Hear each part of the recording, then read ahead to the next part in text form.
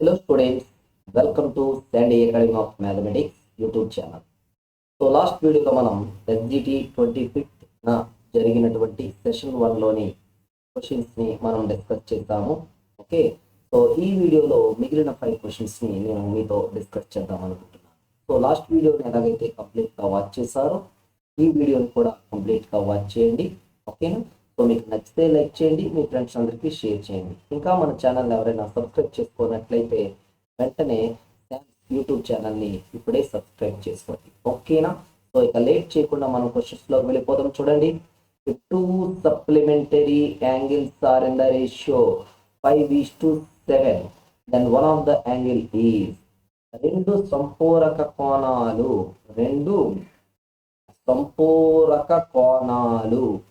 5:7 నిష్పత్తిలో ఉంటే అందులో ఒక కోణము అంటున్నారు. ఓకే, మనకు ఆల్రెడీ తెలుసు some of two supplementary angles equal to 180 degrees. ఏవైనా రెండు సంపూరక కోణాల మొత్తము ఎంత వస్తుందండి? 180 డిగ్రీలు. సో ఆ నియమం వాడదామా? సో ఒక నెంబర్ ఎంత ఉంది? 5 భాగాలు. రెండవ నెంబర్ 7 భాగాలు. అంటే 5 + 7 అంటే 12 భాగాలు. దీని విలువ 180. అయితే ఒక్క భాగం ఎంత? So 1 × 180/12 equal to 15 degree. Okay, so ఒక భాగం వచ్చింది. సో ఆల్ఫా అంటే మొదటి కోణం అనుకోండి, 5 భాగాలు అంటే 5 × 15 equal to 75 degree. Next beta equal to 7p అంటే 7 × 15 that equal to 105 degree. So మన ఆన్సర్ ఆప్షన్ 3. సో మెయిన్గా గుర్తుపెట్టుకోవాల్సింది ఏంటంటే some of any two supplementary angles is always 180 degrees అనమాట. అది ఇవ్వరు, అది నువ్వు గమనించుకోవాలి. ఓకేనా? If the sides of A triangle area are in the ratio 12:17:25. If the perimeter is 540 centimeters, then its greatest side is అంటున్నారు. సో ఒక త్రిభుజాకార స్థలం యొక్క భుజాల నిష్పత్తులు 12:17:25 అయినా అందులో పెద్ద భుజం ఏది?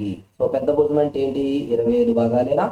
అది అడుగుతున్నాం. సో ఫస్ట్ చుట్టుకొలత అంటే భుజాల మొత్తమేగా. అంటే ఎన్ని భాగాలు? 12 + 17 + 25 అంటే 54 భాగాల విలువ 540. సో నిన్ను అడుగుతుంది పెద్ద భుజం అంటే 25 parts.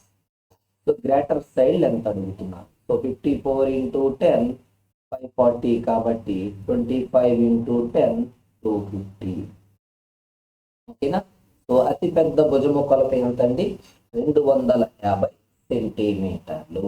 ఓకేనా? సో తదుపరి క్వశ్చన్ చూద్దామా? Okay, next, if the circumference of a circle is 264 centimeters, then its radius is. ఒక వృత్తం యొక్క పరిధి 264 సెంటీమీటర్లు అయినా దాని వ్యాసార్థం ఎంత? ఓకే, నీకు తెలుసు సూత్రం. వృత్తము పరిధి సూత్రం ఎంత? 2πr దట్ ఈక్వల్ టు 264 అన్నారు. 2 × π అంటే 22/7 r ఈక్వల్ టు 264. r ఏమవుతుంది చూడండి? 264 × 7/2 × 22. ఓకే, లెక్క చెయ్యకు. ఇక్కడ ఏ టేబుల్ ఉంది? 7 టేబుల్ ఉంది. సో ఆప్షన్లో ఒకే ఒక్క 7 టేబుల్ ఉంది. డైరెక్ట్గా ఆన్సర్ 42 టిక్ పెట్టేయి. ఇంకా సమయాన్ని వృధా చెయ్యకు. ఓకేనా? సో నెక్స్ట్ చూద్దామా? అంటే క్యాలిక్యులేషన్ ఎంత తగ్గిస్తే అంత బెటర్, అందుకే నేను డైరెక్ట్గా లేపేస్తున్నాను. Okay, if a equal to 10x² minus 7xy plus 2y², b equal to 8xy minus 3y² minus x², then 2b minus a equal to 2b minus a equal to 10x² minus 7xy plus 2y square. B equal to 8xy minus 3y² minus x² అయిన 2b minus ఏకి సమానమైనది ఏమిటి? So calculation అంతా చేయకండి, option ఓరియంటెడ్గా వెళ్ళండి. ముందు 2b x² మాత్రమే చూడండి. ఇక్కడ బిలో -1 ఉంది, -2x². నెక్స్ట్ మైనస్ ఏ అంటే ఇదేనా, -10x² అంటే ఏం రావాలి, -12x² రావాలి. ఇక్కడ ఉందా, లేదు. ఇక్కడ ప్లస్ లేదు, ఇక్కడ మైనస్. అయిపోయిందంటే సో నువ్వేం చేస్తున్నావు, మొత్తం క్యాలిక్యులేషన్ చేసేస్తున్నావు. చేసేసి అప్పుడు ఆన్సర్ పెడతావు. నిన్నెవరు అడిగారు అలా చేయమని? జస్ట్ అబ్జర్వ్ చేయి, ఒక్క కోఎఫిషియెంట్ని కంపేర్ చేయి. ఒకటే ఉంది, డైరెక్ట్గా అదే పెట్టి ఇంకేం అవ్వదు కదా. అది కాలేనప్పుడు వేరే దానికి వెళ్ళి. సో ఆల్మోస్ట్ మనకి ఒకే ఒక ఆప్షన్ టాలీ అవుతుంది. సో రెండు అయితే సిమిలారిటీగా ఉండవు, మీకు అసిస్టెంట్ వాళ్ళకి అవుతాయి. ఎస్జిటికి మాత్రం ఒక ఆప్షన్ డైరెక్ట్గా వచ్చేస్తుంది. కాబట్టి డైరెక్ట్గా నేను ఇలా అబ్జర్వ్ చేశాను. ఓకేనా? తర్వాత if the ratio of diameters of two circles is 3:4, then the ratio of their circumferences is అన్నారు. అని అడుగుతున్నారు. రెండు వృత్తాల వ్యాసాల నిష్పత్తి ఇచ్చి మిమ్మల్ని చుట్టుకొలత ఎంత అని అడుగుతున్నారు. ఓకే, సో డైరెక్ట్ ఆన్సర్ ఏది ఇస్తే అదేనండి. ఓకేనా? సో చెప్తాను చూడండి. సి ఈక్వల్ టు πd అంటాం. C1 అంటే πd1 ఏనా, మరి C2 అంటే πd2 ఏనా? సో C1 = C2 అంటే πd1 = πd2 కదా. So pi cancel. So d1 = d2 is nothing but C1 = C2. So ఏదైతే నిష్పత్తి ఉందో వ్యాసాల నిష్పత్తి, అదే నిష్పత్తి ఓకేనా పరిధికి కూడా చెందుతుంది. ఓకేనా? సో మీరు గమనిస్తే ఈ పేపర్లో నిష్పత్తి ఆధారిత క్షేత్రమితి ఇవ్వడం జరిగింది. కాబట్టి మీరు వాటి యొక్క డయామీటర్స్కి సర్కంఫరెన్స్కి రిలేషను, ఏరియాకి సర్కంఫరెన్స్కి రిలేషను.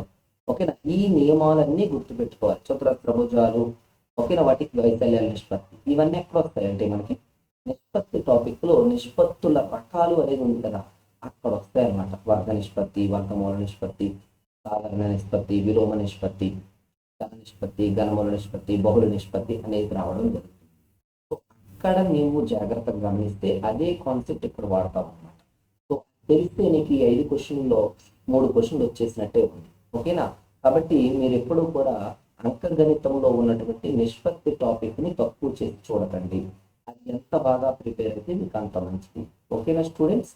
ఇది 120 నుంచి 121 నుంచి 125 వరకు ఉన్న క్వశ్చన్స్ యొక్క ఎక్స్ప్లెనేషన్. నెక్స్ట్ వీడియోతో ఈ పేపర్ని మనం కంప్లీట్ చేయబోతాం. ఓకేనా? Thank you. వీడియోని పూర్తిగా వాచ్ చేయండి. ఓకే, సో మీకు నచ్చితే లైక్ చేయండి, మీ ఫ్రెండ్స్ అందరికీ షేర్ చేయండి.